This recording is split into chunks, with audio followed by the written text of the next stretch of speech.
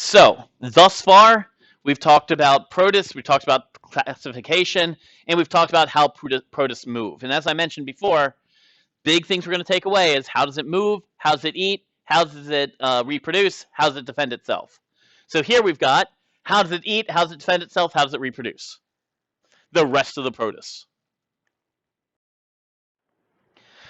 Protists can have one of four nutritional adaptations, how they get nutrients. They could be phagotrophs. Phagotrophy, as we've mentioned, is where you're going to, a food particle will interact with the cell membrane. The membrane will form a vesicle around it and pull it in. Then lysosomes will attach to that vesicle and start to digest the food within, to break it down into its constituent parts. So that's phagotrophy. You might have osmotrophy. Osmotrophy is where you're not forming a vesicle, you're just diffusing the nutrients across the membrane. So there's a difference there. One is actively transporting them in a vesicle, phagotrophy. The other is just having it diffuse across the membrane, osmotrophy. Next up, we've got photoautotrophy. And we talked a lot about photoautotrophy. Energy from the sun excites a pigment in the cell. That pigment's electrons speed up. They can do some work. You're going to use that work to convert inorganic molecules into organic molecules. So they use light to produce organic molecules. So one, phagotrophy is going to create a vesicle, pull it across the cell. Osmotrophy is to diffuse nutrients directly across the cell. Photoautotrophy is to produce your own food within the cell. We have the final group, which are the mixotrophs, which is a cop-out. The mixotrophs can use a combination of the other three. Like the euglena here is both heterotrophic, through using phagotrophy, as well as photoautotrophy. So the four ways protists can get food. Any questions on them? Okay. All right, so how do they defend themselves? Just like basically, it seems like I keep talking about mucus all the time. That's like the greatest biological, cure-all is mucus. Extrasomes, bioluminescence, and toxins. First off, we have mucus to provide a shield, because really, if you're covered in mucus, things don't want to eat you.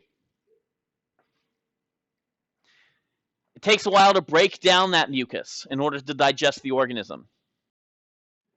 You might have extrasomes. All the blue in this are extrasomes. Extrasomes are, think of them as pockets of metabolites, so it's like those alveolates have, that instead of you're just spilling it gently into the environment, they will pop.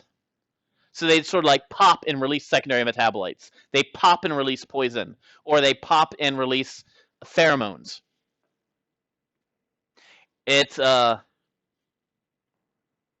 imagine, if you will, two cells come up against each other. One of them has a spear-like extrasome that it jabs into the other cell, and inside the other cell it pops, releasing contents directly into the other cell.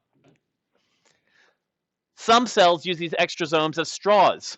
They will stab another cell and suck it dry. Then you got bioluminescence. Certain protists are going to release a flash of light when they're in danger. It's sort of a way to ward off other organisms. It startles predators. And then toxins. Toxins are secondary metabolites that disrupt the biological systems of the organism consuming them. And we talked about that before. If you're poisonous, if you get eaten, then the organism that ate you dies. If you can put toxins into the environment that you can survive, other organisms won't bother you. They'll leave you alone.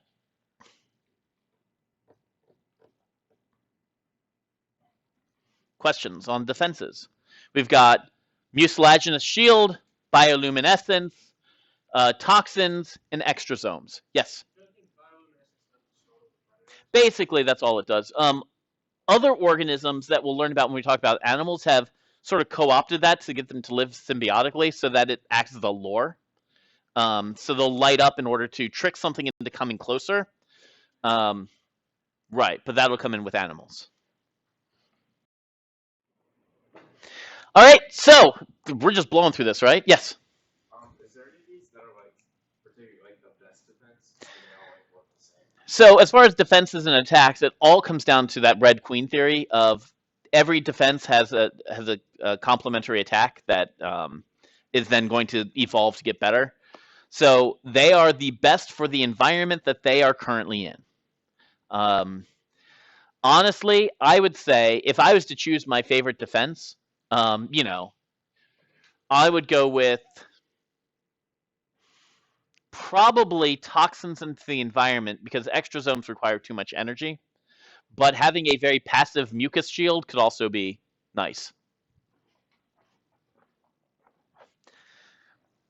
Reproductive adaptations. We've got asexual reproduction, which we've talked a lot about, but then 3 different types of sexual reproduction. These guys are super complex when it comes to sex. Talk about asexual first. Asexual first is basically binary fission. You're going to have mitosis occurring to split the nucleus, cytokinesis occurring to split the rest of the cell. Now, you guys have gone over mitosis probably way too much since Bio 101. Do I need to go through it again? You feeling okay? I don't need you to know the steps of mitosis, just broadly what happens. You copy nuclei, you split the cell contents. All right, so that's asexual reproduction. Sexual reproduction is going to occur an exchange of DNA. One particular type of asexual reproduction are cysts. So cysts are daughter cells that are identical to the parent, but have a very thick peptidoglycan wall around them. Where have we seen peptidoglycans before? Where have you heard that term? It's come up in this class.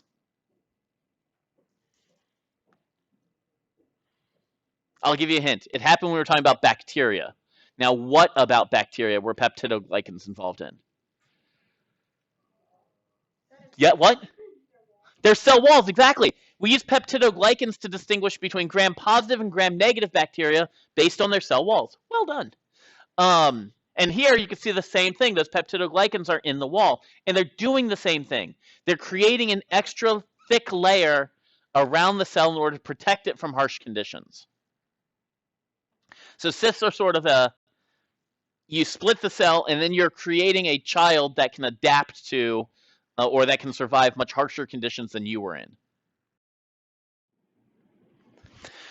You might have zygotic sexual reproduction. Protozoa produce haploid cells that will then fuse to form diploid zygotes, just like your cells. They're going to undergo meiosis. They have haploid cells. Those haploid cells will seek out other haploids and fuse to them. So zygotic reproduction is similar to what happens with you. It's called sexual because you got 2 distinct organisms, 2 sets of DNA interacting. You might have sporific. Guys, I will flat out tell you this alternation of generations life cycle is going to be critical for you to know. I'm pretty sure you have a big question on it. I can guarantee you on the next assessment there will be an essay about it. This is our first look at it. We're going to go into a lot more depth when we talk about plants next week. This alternation of generation cycle is where you're going to go from a diploid zygote. That zygote will then undergo meiosis to produce haploid spores.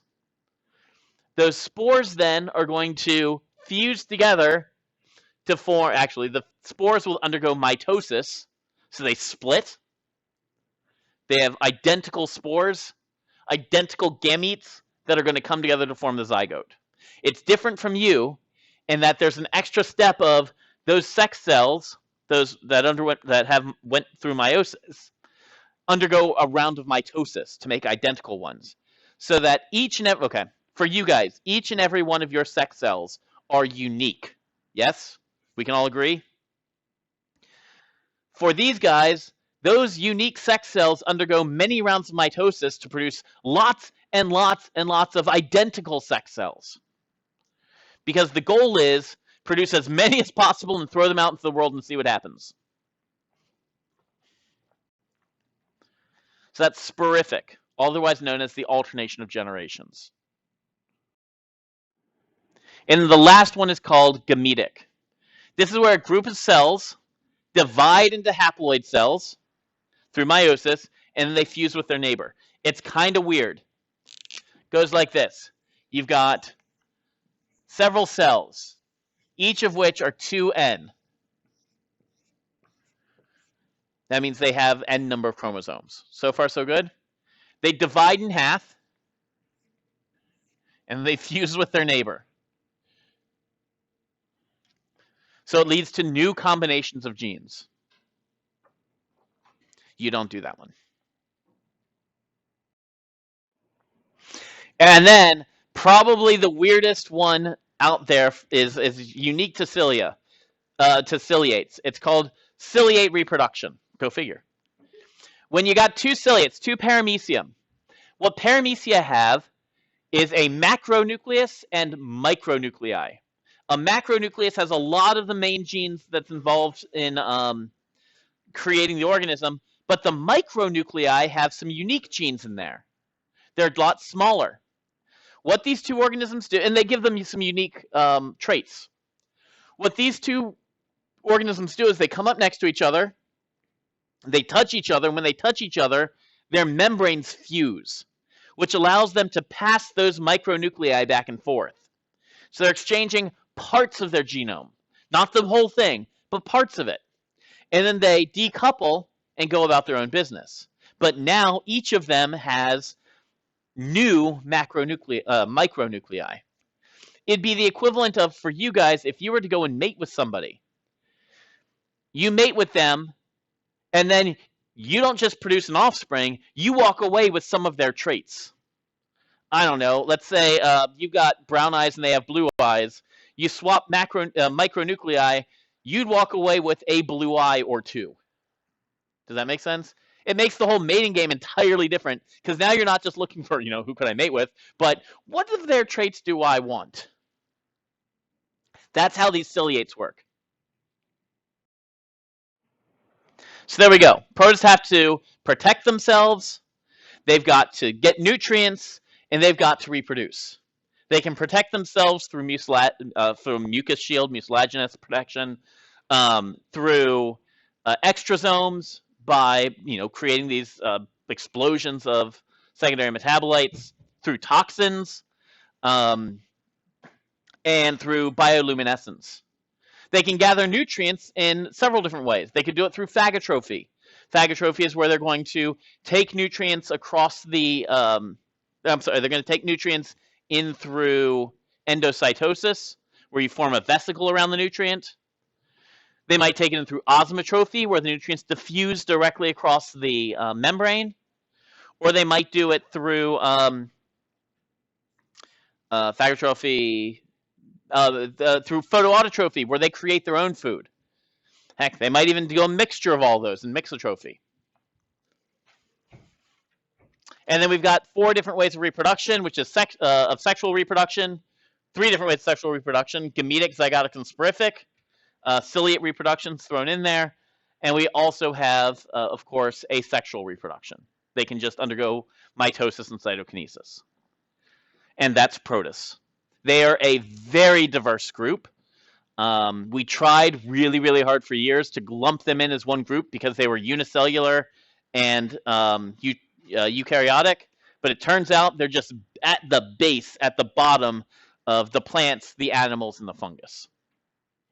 And then some of them are doing their own thing. They are not at all related to fungus, plants, and animals. Questions or concerns?